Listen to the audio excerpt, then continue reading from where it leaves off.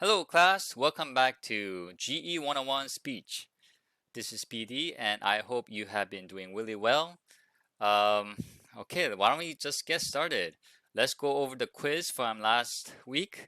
Many of you guys did well, but there were just two things that some of you guys had a difficulty on.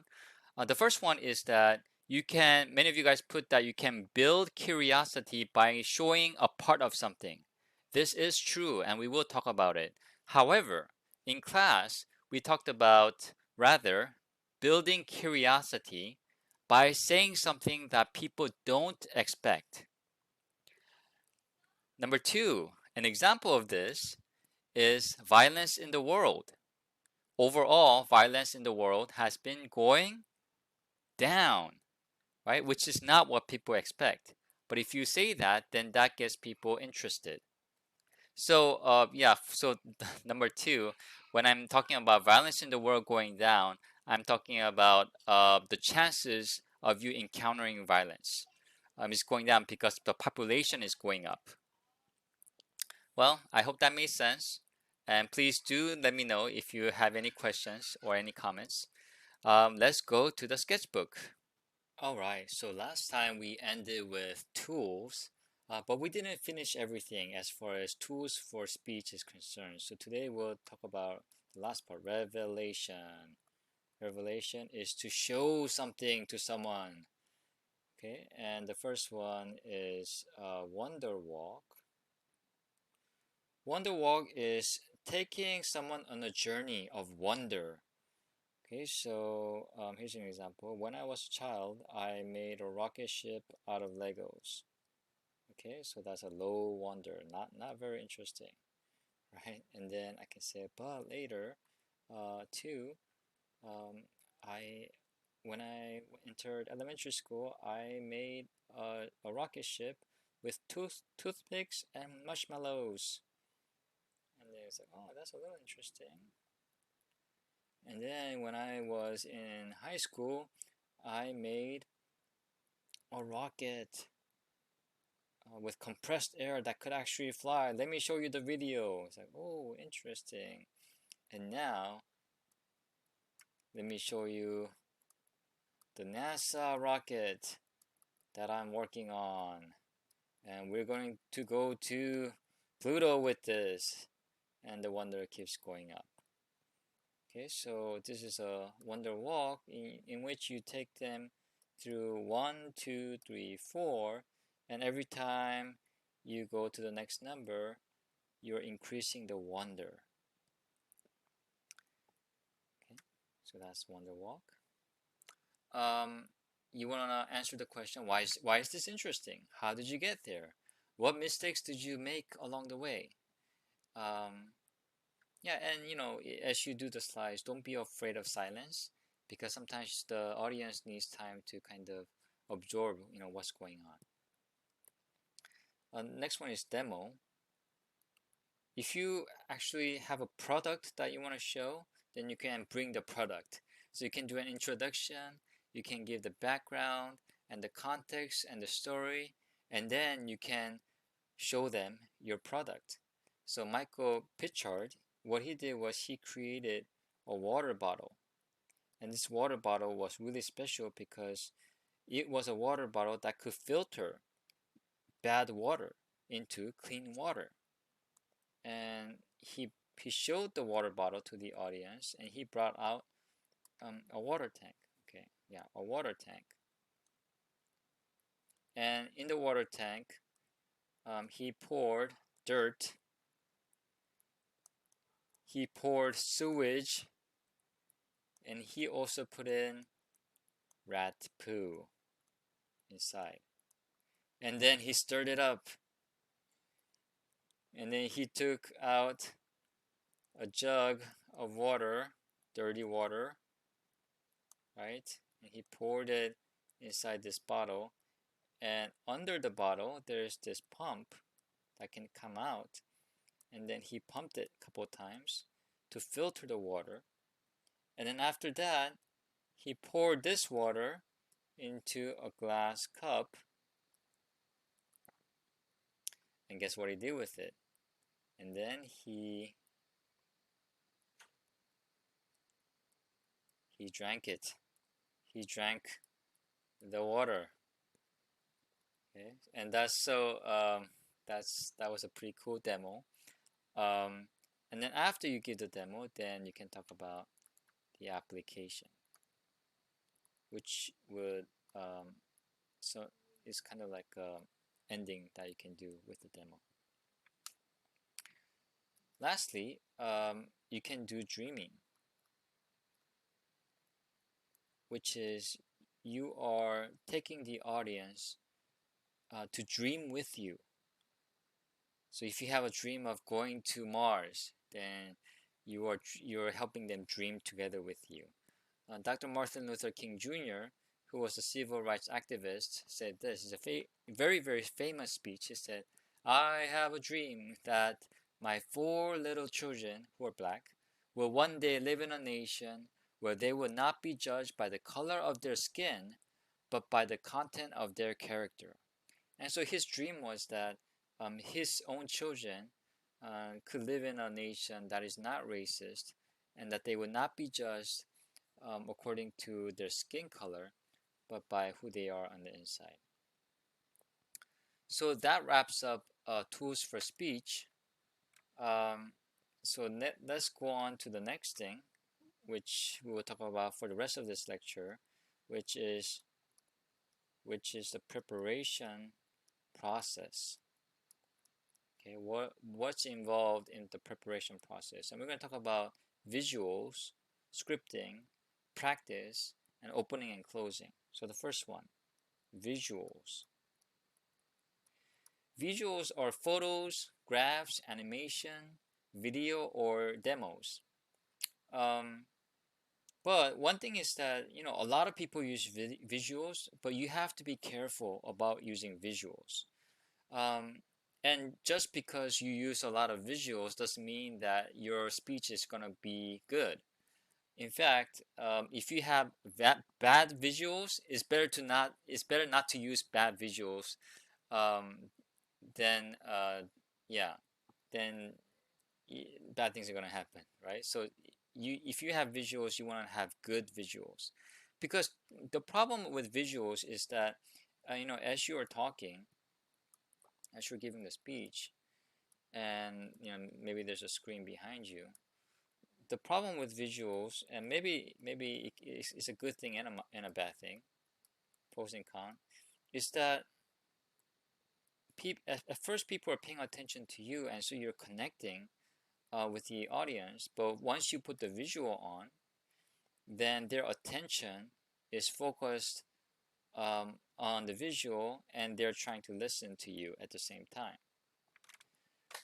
So let's say you are telling a very personal story, right? Very personal story that has a lot of emotions, right? Which way is the best way, right? In that case, you don't want to use visuals, because you want to communicate your emotions with your facial expressions, with eye contact. Right? You want to stare at them, and they're looking at you, and they're connecting with you emotionally, right? We talked about this before, right? Um, so if it is a highly personal story, don't do this. Don't use slides. Um, yeah, and so there's different ways of using visuals. One is to reveal something, and the revealing, has to do with, let's say it'll take you 5 minutes to describe something, maybe a giant squid, and it'll take too long to describe it, right? And as you're talking, then they have to focus on you, then they have to use their brain power for 5 minutes. But if you can just show them a video of a giant squid, whatever it looks like, then you can do that in 5 seconds, right? And so they're not using as much brain power to reimagine what you're telling them. They can just see it, and it doesn't take much for them to know what you're talking about. Another example is this. Yeah, sorry about that. I hope you didn't get too scared. Um, Okay, next one is you can explain some things. You can use visuals to explain stuff. Now, if you want to use visuals to explain things, it's very important that you only have one idea per slide, because if you want to explain stuff, maybe you want to explain a lot of different things. But if you explain, let's say you put like 4 different graphs,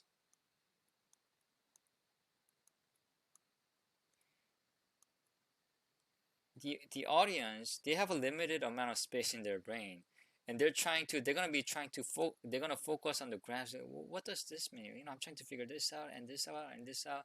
And as they're listening to you talk, which means that connection is gonna be, maybe they're not even listening to you, right? The connection is gonna be very minimal. And so when you're explaining something, you want to have one idea per slide. One slide, one idea. So in case of graphs, you want to do just one graph instead of 4 different graphs. Some people, they just want to put everything on the slide and just make people just look at the slide. People are gonna have wandering eyes, right? Instead of listening to you. So the point of this is that you want the audience to really focus on what's going on. And if you have one thing going on, just one thing, then it's much easier for them to focus and listen to you at the same time. So half the brain is listening to you, half the brain is focusing on this. Another thing not to do is don't put too many words and don't read them, right? If you put too many words, what's the audience going to do? They're going to start reading it. And reading speed is going to be much faster than your talking speed, right? So they read it in 1 second, and when you're reading this, it takes 5 seconds. So in their brain, they already read this in their brain, but they're hearing it again in your brain. So it's double, times 2, and that's not good because they already know what you're gonna say, right? So if you want to write something, you want to write something that is short, to the point. An example of this is, you can say, how black is a black hole? Okay, how black is a black hole? And that's pretty simple. And then you can turn off the slide. Now here's the thing. If you're not going to use the slide after you mention one thing, you want to turn off your slide. Why? Because once again, you don't want the audience to focus on the slide as you keep talking, but you're not using the slide anymore, right? Let's say you show them a picture of a giant squid, right? A giant squid, and then now you're talking about other things. You're talking about zebras. You're talking about bears. But then because the picture is still up, the person is still looking at the giant squid and still thinking about, I want to eat that giant squid, right? That's not good. Right, so turn it off. You gotta turn it off so that they can focus back on you and trying to understand what you're saying, so they can fill their brain with what's happening with you. So yeah, so um, coming back to the example of how black is a black hole, what if you put a black hole, a very long thing. A black hole is an object so massive that no light can come out, and blah blah blah blah blah blah blah blah. And then the audience is looking at this, and you're just reading this. That's not good. Yeah. Now, if you do want to, if you do have a point that you really want to make, and you really want the audience to really remember this, let's say you have a quotation or something, then what you can do is you can say, okay, let's read this all together. So now everyone is reading this together, and you're reading it, and because they're saying it out loud, it's just once, and because they're saying it out loud, it's much easier for them to remember that which is being said. Okay, so I hope that makes sense. Now another part of using visual is the light. So you can delight the audience with, it's usually art. So if you have pictures that are very artistic, then you can show them the art pieces. And you can show them maybe like 10 seconds. That's fine. Let them absorb it. Let them kind of see the different parts of what it is. Some people get kind of nervous with silence, but silence is okay at times. You can use it. Yeah. So that's visuals. Now let's do a presentation crash course. Presentation crash course. So I'm going to say just a whole bunch of stuff about presentations.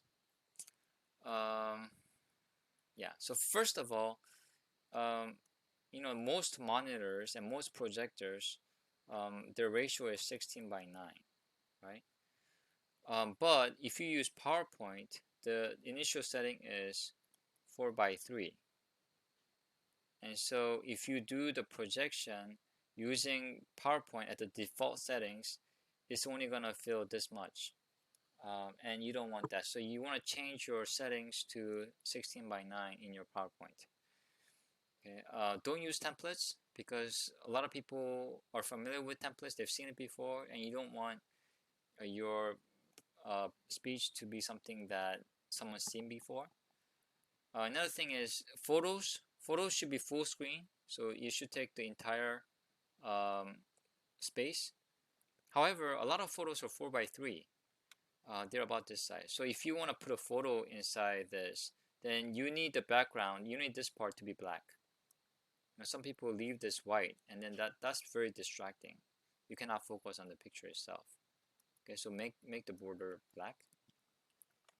You want to use photos with high resolution. You don't want something that's blocky because oftentimes the screen is really big. Okay, and you don't want to use fonts that are too small. It's hard to see. Right? You want to use letters that are big. Not only that are bold. You don't want to use fonts that are too thin. Okay. You also don't want to put like blue font behind light blue background. You can't really see what's going on. You want to use contrast. Right? White on black or black on white. That's usually good. Okay, just use one font. Don't use 2 or 3 different fonts in the same slide. That can be very distracting. Okay, so yeah, no bullets, no dashes, no underline, no italics in slides. Okay, don't go too fast on slides. Let people kind of look at it, but don't go too slow. And if you are telling a story and you have a photo of yourself and you want to show the photo, please just one photo of yourself. And the other pictures, you can be in it, but you're not in the centerpiece of that photo. Let's say you're working or you're going somewhere, so you're inside the photo, but the actual thing that's in focus is maybe the mountain or maybe the tree. Okay, make sure your videos work beforehand because technology, sometimes not dependable. Don't put transitions between video clips. Okay, so you have this video clip, another video clip, and you want to do some fancy transition. Like it fades out or it pops up. Don't do that. Test your presentations, and if you have a designer in your company, then please work with the designer. They're better at designing than you are usually. So, all right. So that's the presentation crash course. Let's go to the next one. Scripting. What is scripting? Scripting is writing out word for word everything you're going to say in the speech. This is called a script. Now, there are different things you can do with the script. The first thing you can do with the script is memorize the entire script. Another thing you can do is read it. Another thing you can do is just refer back to it, and you don't really use the script, but you've like bolded some areas, and so or highlighted some areas, so you're using the script but not really. um, so like which is the best way? And once again, the best way to do this is that which you're the most comfortable and confident.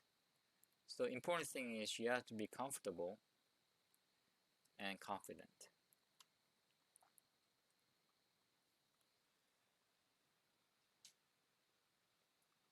Okay. So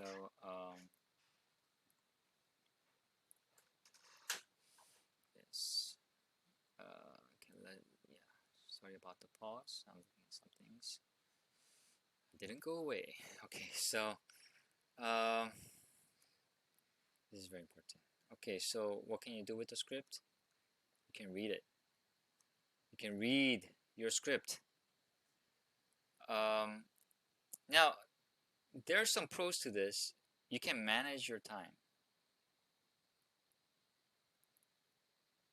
Okay, and you can also get feedback really easily. You can just send your script to a friend through email, and then they can give you feedback. They can give it right back to you with some notes.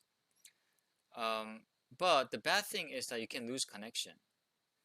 So you're reading, um, and you're looking down at your notes or your paper, and you know, and the audience is here.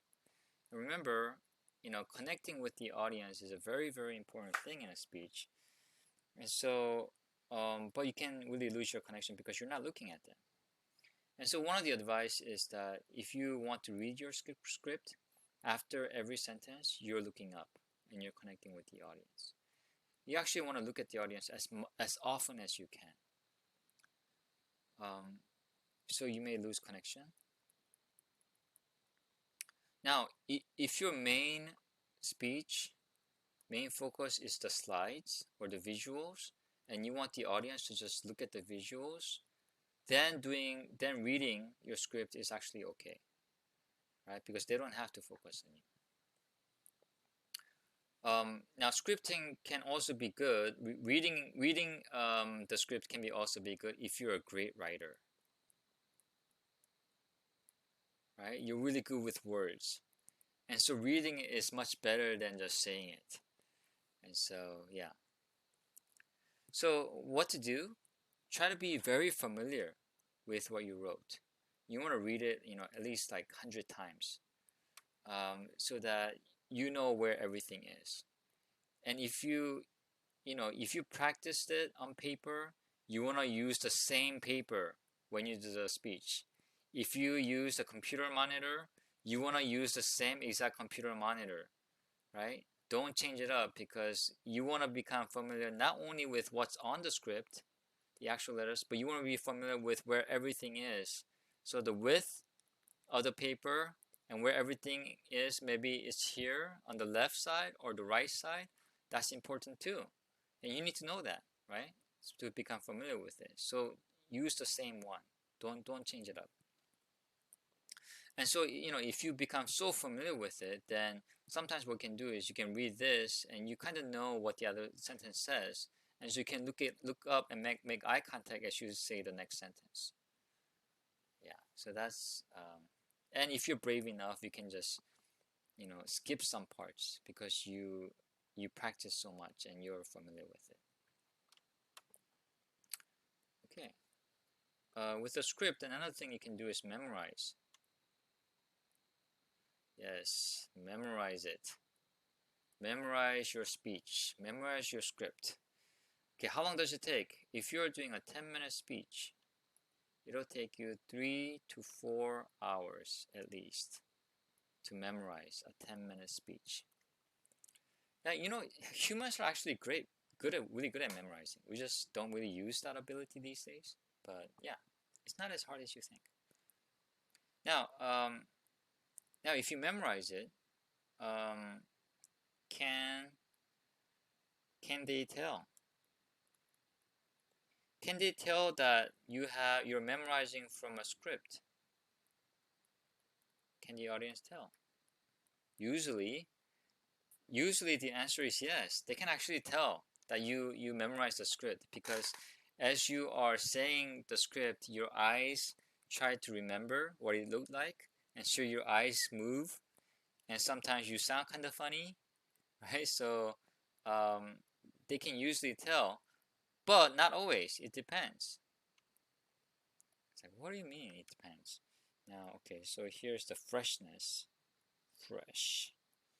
And fresh, what I mean by fresh is that to the audience, it sounds like this is the first time you're talking about this, right? And this is the amount of practice.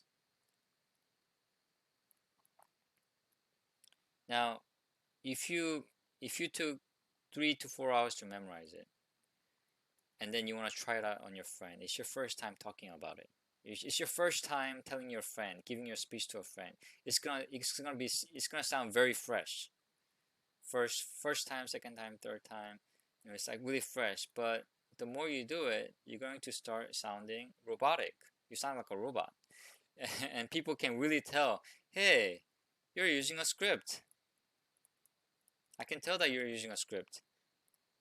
And it's funny because the more you practice a lot, and then it sounds like, ugh, it doesn't sound very interesting. But a strange thing happens. If you keep practicing, see here in your brain, maybe it's 50% in your brain, right? Maybe this is like maybe like 80% in your brain. But if you get to 100% and you keep practicing, maybe it gets to 200%, you know what? It starts to sound fresh again. Fresh. So if you want to memorize, you want to practice,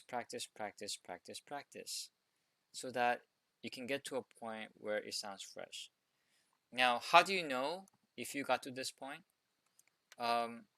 Try to give the speech as you cook, right? So if you can do that as you cook, that's pretty good. That means, here's your brain, and maybe it's only taking maybe 20% of your brain to give the speech, and you can use the 80% to do something else, right? If you can turn on the TV on the news, and you're listening to the news, and the volume is loud, make the volume loud so that you can be distracted, and then you can give the speech at the same time, then that's pretty good. If you can give the speech at double the speed without any problems, that's pretty good. Okay, so in your brain, right? Okay, that doesn't look like a brain. You want to be so familiar with it, with so much practice, that it only takes just a little bit of your brain power to give a speech. Because then what you have is the rest of your brain is available for connecting, for looking at the audience, for solving problems. If any problems arise, you can use the rest of your brain to do that. And that'll make your speech awesome. Okay, next one. About memorizing speech, you can try recording your talk with bullet points. Yeah, okay, so this is important. Usually what people do is they write out their script first, okay? And then they speak it,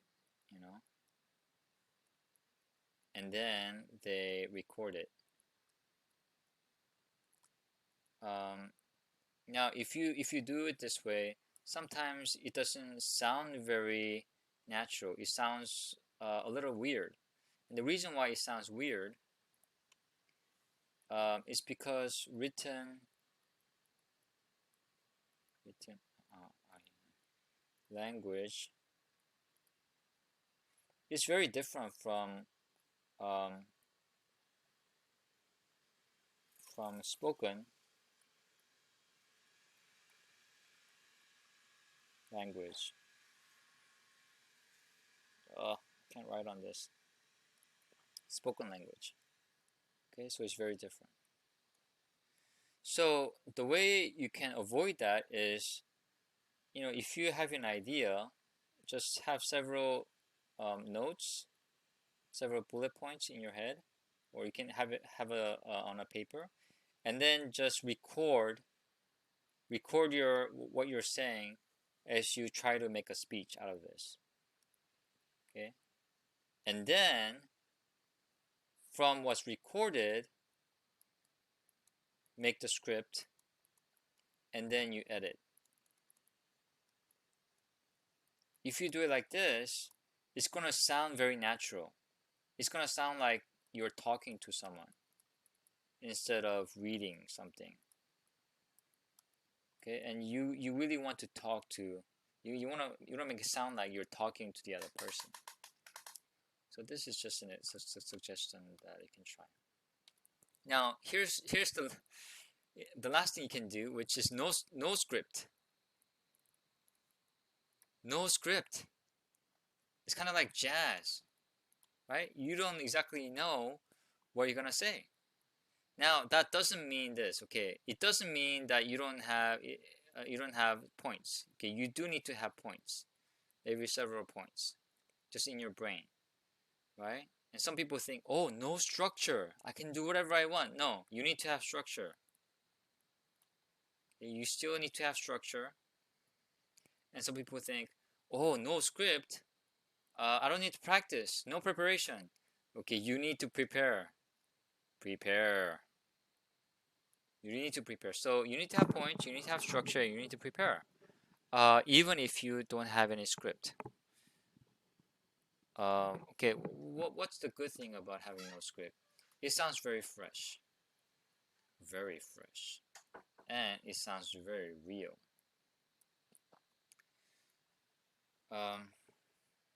Because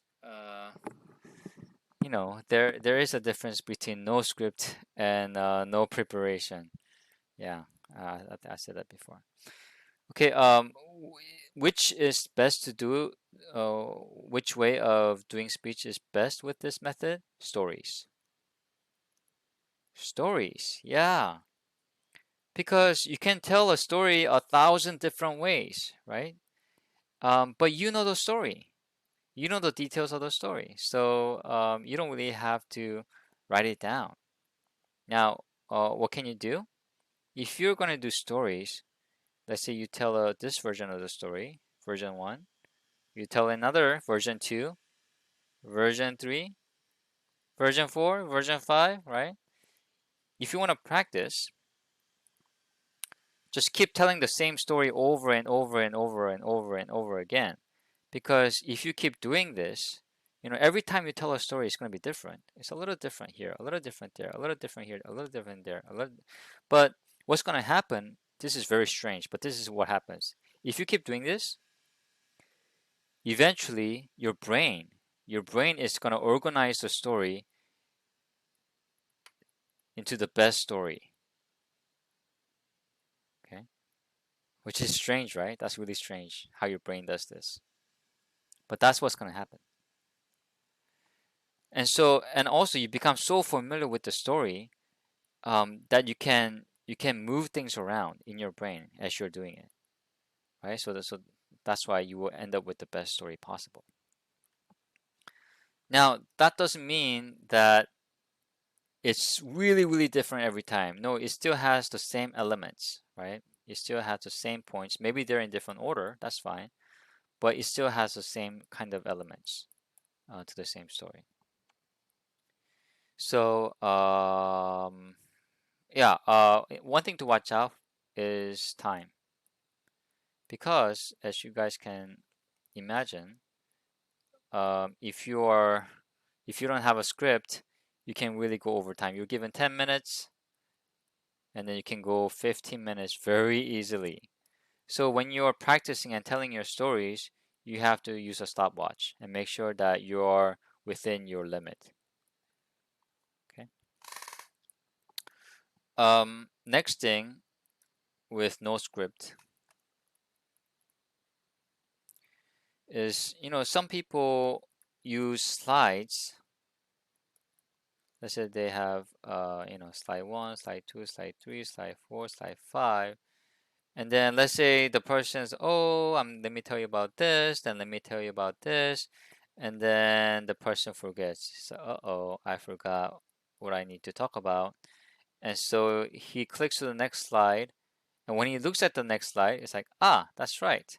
I remember now. Let me tell you about this. Okay, so this is a bad idea. Okay, and what I mean by bad idea is you can use the slides. Using the slides is not a problem. It's fine, but you need to practice. You need to practice so that you know what's on each slide before you turn it. Here's the difference, right? So, um, right, yeah. So this is an example of what you can say. Let's say you're at 2, and then you say, before you transition, before you get to here, you say, that brings us to the future of cities. Oh, no. Maybe you say, here is the future of cities, and then click. And then you show them the slide of cities that are amazing. That's really good because when you say, here is the future of cities, now the audience, they're anticipating. They're like, ooh, future of cities. I want to see it. And then click, you show them the future city, and they're like, ah, yes, that looks awesome. Now, if you forgot about that, if you forgot what 3 is, then what you're going to do is click first, and then everyone sees it, right? And then you say, here is the future of cities. Well, they already saw it, and now you're telling them what they already saw. So it's not as cool. Yeah. So yes, you can do this, but don't depend. Here's a rule. Don't depend on slides or your visuals or your videos or your demo. Don't depend on it. Okay, next one. All right, so that's all with scripting. How about let's go with practice. Okay, practice is actually very important. I talked about this a little bit before, but practice. Musicians, what do they do before the performance? What do they do? They practice, right? They practice, practice, practice, practice, practice. Actors, they practice, performers, they practice. Magicians, they practice. So you need to practice. You want to try with someone who knows nothing, right? So you want to practice with someone who knows nothing about your topic and see if they can understand what you're saying. You want to practice with a friend or family member who is very honest, right? So they can tell you honestly what they think of your speech. You want to try recording, you know, your speech, and then listen to it 2 days later, 3 days later, and see how you like it. Some people don't like the sound of their voice. It's okay. You get used to it. Another thing you want to practice is, in the time frame, right? Time. You want to time it, but let's say you have 10 minutes. Okay. When you practice, you want to finish it in 9 minutes. Okay, you wanna finish it in 90% of what's given to you. So if you're given 20 minutes, you want to finish in 18 minutes, right? If you're given an hour, you want to finish in 54 minutes. And the reason why that is because you want to have the extra 10% to do other things. Like maybe you want to pause more, or maybe something happens that was unexpected, or maybe you want to take the time to connect with the audience more. So it's very useful, these extra 10 minutes. And in America, a lot of people are very strict about time, so you don't want to go over time. All right, let's go to opening and closing. And this is the last one. So opening and close, open and close. Okay, your first minute is very, very, very important. And your last So your ending or your closing is very, very, very important. The middle, not as important, but these two are very important. So most people would recommend you to memorize it. Memorize this, okay, because it is so important. You want to say exactly what you want to say, which means you want to memorize this. Now, when it comes to first minute, um, you can you can do a lot of different ways. You can start with a surprising statement, a question, a short story. You can start with an image, personal things. You don't want to do. You don't want to thank people that people don't know. You want to thank people who's there. But you can do personal things. Um, so there's several things. Number one, you can make it dramatic. Okay, for example, in the next 18 minutes, 4 Americans that are alive will be dead through the food that they eat. Oh, dramatic death. And you want to use the takeaway point to kind of connect with the people. Now, so yeah, so it's your introduction, so you want to put something of your takeaway point in your first 1 minute. Number two, you want to create curiosity, and you can do that through questions or interesting fact, and and you can and what you're doing is you are creating a gap. Okay, you are making some space in their knowledge gap. Here's an example. Uh, like why do shrimps huddle together? I can draw a shrimp. Shrimps. They hang out in groups. They're all in groups together. Why? Because in their brain, if you were to look in their brain, there's this parasite. Okay, maybe it's a bacterial parasite. And this parasite tells them to group together. This is a certain species of shrimp. And the reason why that happens is because there's flamingos. Oops, sorry. There's flamingos, and these flamingos um, can better see the shrimps.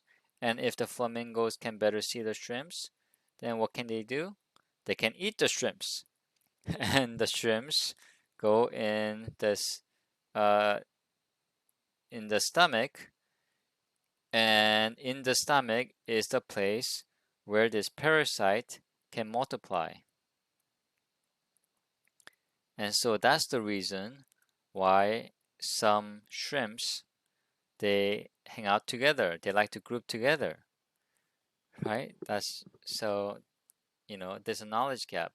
Is this how nature works? Is this how nature works? Show me another example. Now you're curious. Tell me more about this. Let's see. Number three, you can show an amazing slide or a video or an object. Okay, so you can say something like, let me show you something. And then you show them a robot dog walks out into the stage. Or you can say, this image you're about to see changed my life. And then you show the image. And people are like, wow, how did that change your life? Or you can say, can you figure out what this is?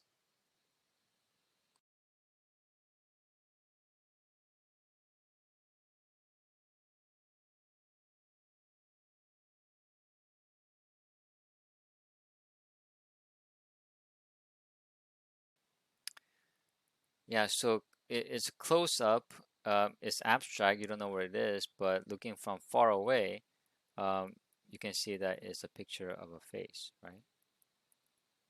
So these are some of the ways you can show slides or videos or objects. Number 4, you want to tease, but don't give it away.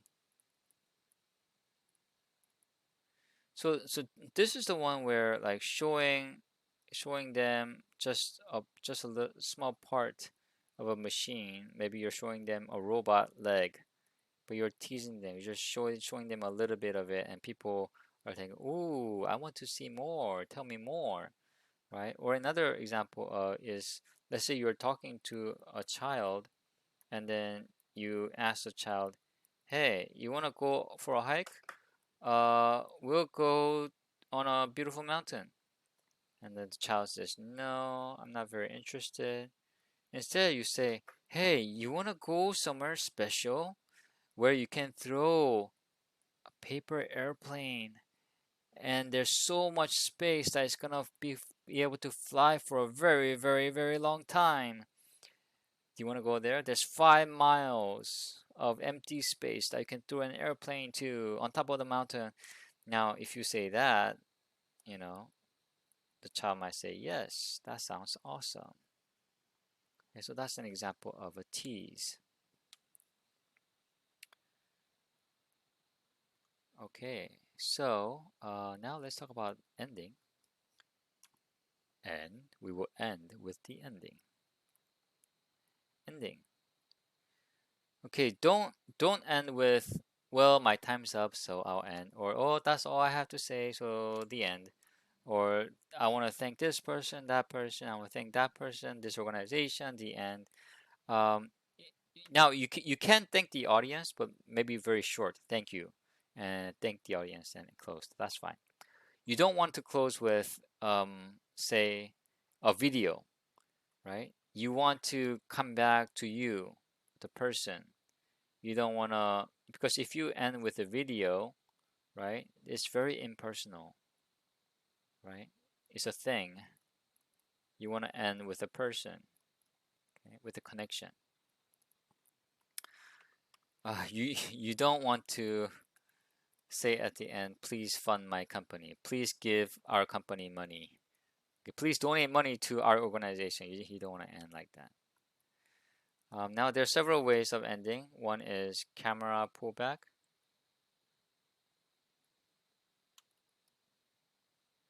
So you start with a big picture, then you give them some detail, but at the end, you want to give them the big picture again. Okay. Um, Next one is call to action.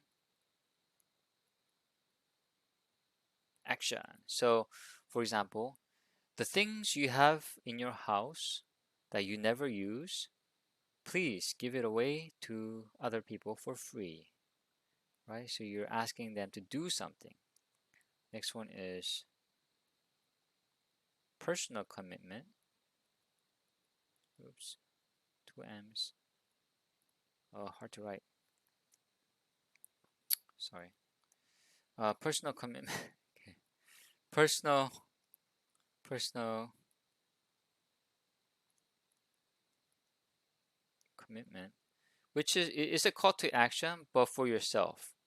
So maybe you can say, "I'm going to dedicate my life to going to Mars," or like, I will be the first to go on the moon."